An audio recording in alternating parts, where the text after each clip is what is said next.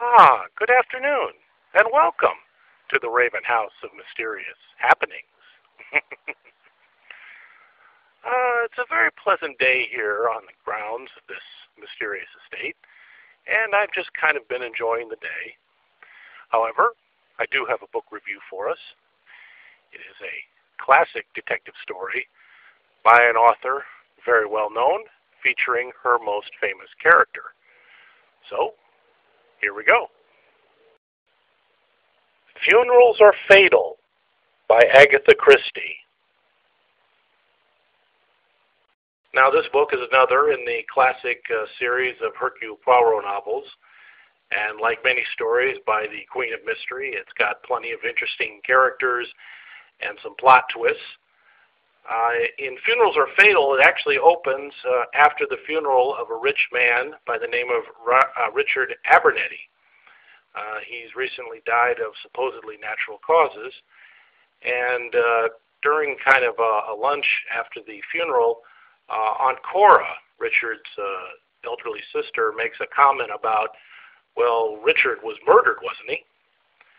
Well, this kind of makes the other relatives kind of scoff at the idea and think, well, maybe Aunt Cora doesn't know what she's talking about.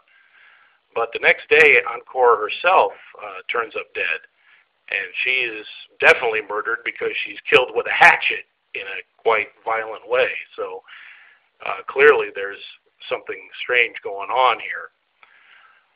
Hercule Poirot himself doesn't show up until almost halfway through the book. The initial investigation is handled by the Abernethy attorney, a man by the name of Mr. Entwistle. Mr. Entwistle was actually there when Aunt Cora made this comment about, if Richard was murdered, and he, of course, once he hears of Aunt Cora's death, he starts looking into the case, and before long he realizes that he needs help and he needs to go to Hercule Poirot. Another character who shows up is an eccentric character named Mr. Goby.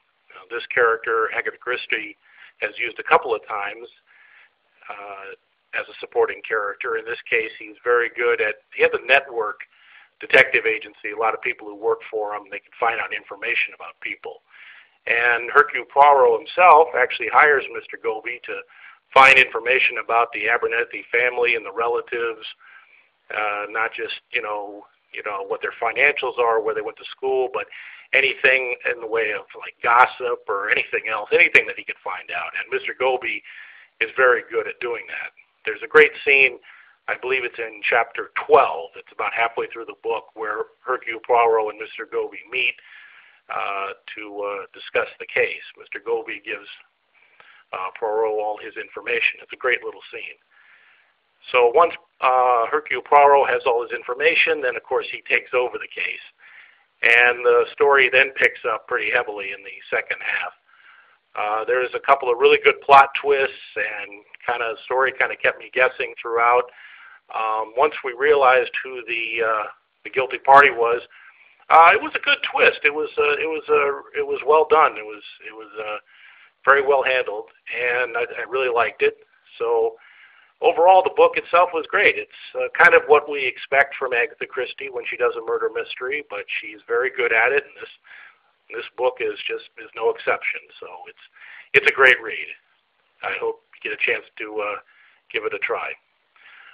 Well, that's about it. Thank you, as always, for listening.